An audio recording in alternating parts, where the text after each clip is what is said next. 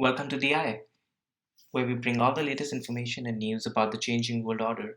The vision of the channel is to make this a one stop shop for your daily, weekly news and information about the digital space and make you gain knowledge which would help you navigate this changing world order we're about to witness. If any of the information provided in the video appeals to you, then please support the channel by leaving a like, comment, and subscribe to the channel to keep yourself posted for the weekly content here. So get in and let's go. Today is the first video of the channel and I want to do something big and exciting since it's our first video. So what I'm going to do today is go through what the price of Bitcoin could be if we go on a Bitcoin standard and how could it potentially reach $4.5 million or even more. And the way I want to do this is I have a bunch of items on agenda today which I want to just talk through. This includes how there would be a dollar collapse in the next decade. I'll go through a history lesson from the 1920s after World War I, where Churchill went off the gold standard and then went back onto the gold standard, and narrate a quick lesson from that history. Then I'll go on to the options that the next standard could be. And finally, I'll go and talk through about the Bitcoin standard and what the price of Bitcoin could be. So sit tight, grab a strip drink, and let's get it. Now, we all know that dollar is the global reserve currency of the world and how good of a currency it actually is. If you go back to history and check, then the dollar has lost 99% of its value over time as compared to gold.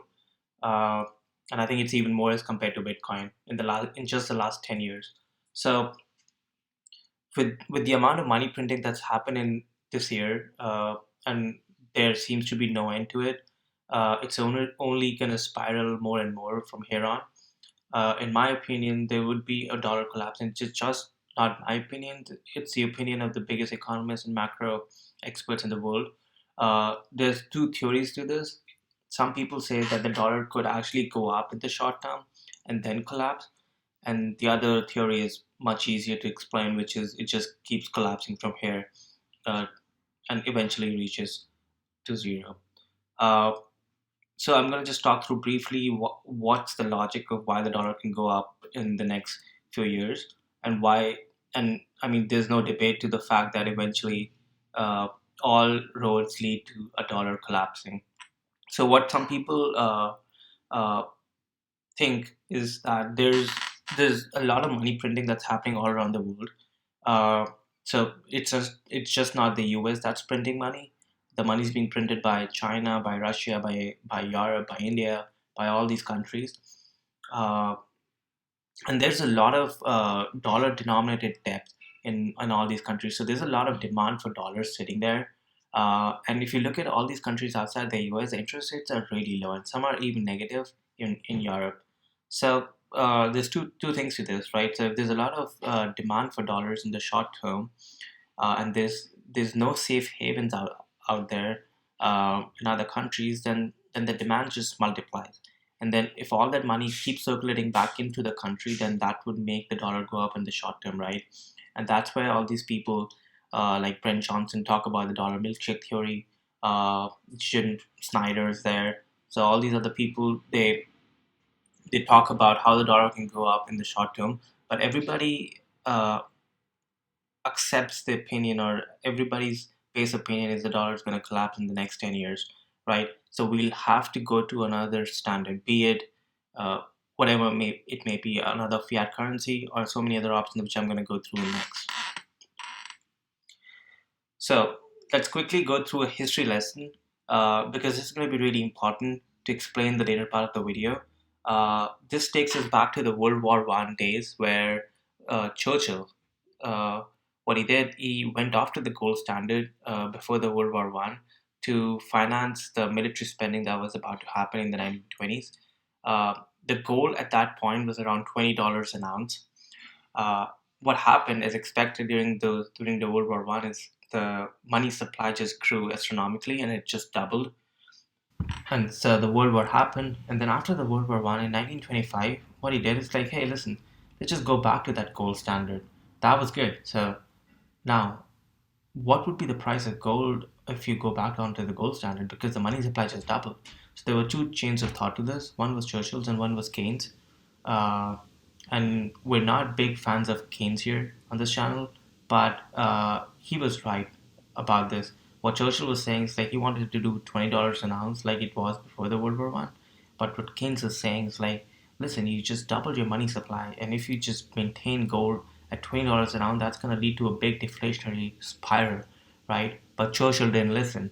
So they priced gold at $20 an ounce, and that led to what's the famous Great Depression. It's not the only reason, but it was one of the big factors which led to the depression in that age. So there's a history lesson here that if the world standard is changed again, that they get err on the side of caution and overprice it and not underprice it. If they're students of history, because that was pretty brutal, right? Now, I just want to walk through and talk through some of the options that could be if there's a dollar collapse in terms of what could be the next global reserve. One option is the SDR, which is the fiat currency of the IMF, the special drawing rights. Uh, but but why would somebody accept another fiat currency when the dollar has collapsed? The biggest thing that makes a currency work is confidence on trust in the currency, right? So if there's a dollar collapse over the next decade, then the trust in the fiat currency would just evaporate. So I don't see this happening that the world can go back onto an SDR or any other form of fiat currencies. The other option is a gold standard.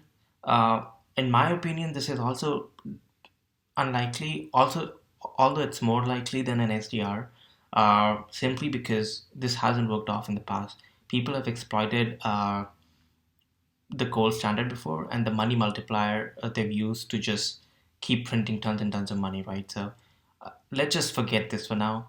And then the only other option, in my opinion, that I see is the Bitcoin standard. So what if we just go on to a Bitcoin standard, and the Federal Reserve and central banks of the world are custodying Bitcoin. They're keeping Bitcoin in their reserves. So how would the world look if we are on a Bitcoin standard? And what could the price of Bitcoin eventually be if we are on the standard?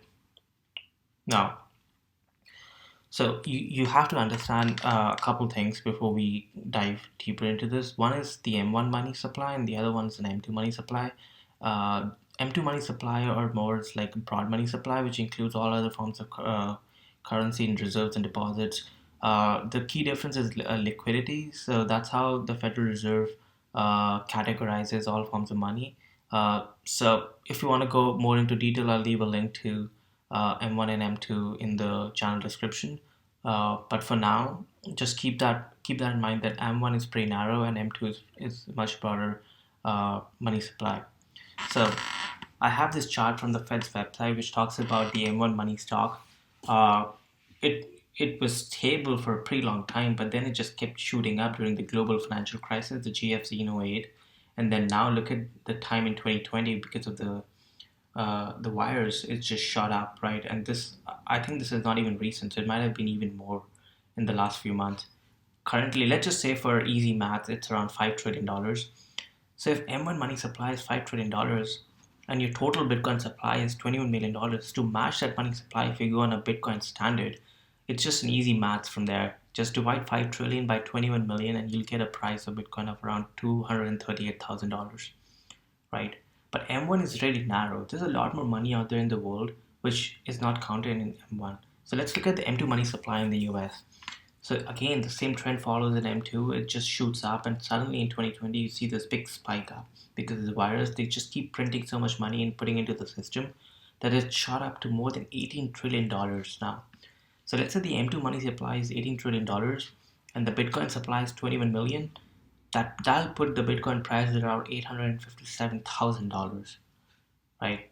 And now I have another chart here published by the Visual Capitalist. This was updated on May 27, 2020, and talks about how much money is there in the world. So it says the total value of world's money is around $95.7 trillion.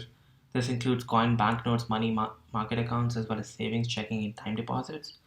So let's just say, for easy maths again, it's $95 trillion, right? This is the total broad money supply in the world, which I don't even know how accurate it is in August 2020 because the money printing just keeps happening every week. Uh, so the Bitcoin supply again is capped at $21 million. We know the supply of Bitcoin for sure, it's a constraint. That's the biggest thing about sound money and why Bitcoin is the hardest form of money, which I'm going to cover in some of the videos in the future. So $95 trillion divided by 21 million, which would give a price of Bitcoin of around $4.5 million. And that's where the title of the video was coming from. Like how Bitcoin can reach $4.5 million if we go back onto a Bitcoin standard, which takes into account how much money is there in the world. So this was a really quick first video where I just wanted to cover a really cool and interesting take on Bitcoin, which I don't see being talked about a lot, is what if we go onto a Bitcoin standard and how that could shape up the price of Bitcoin. So the current price of Bitcoin on August 7, 2020 is around $11,000 to $12,000. So there's a huge upside left to this digital asset. Um so this is not financial advice. This is just good information, good thoughtful information, and a very different take on looking at Bitcoin. Do your own research. I'm gonna cover this topic more in detail in the future videos, so stay tuned.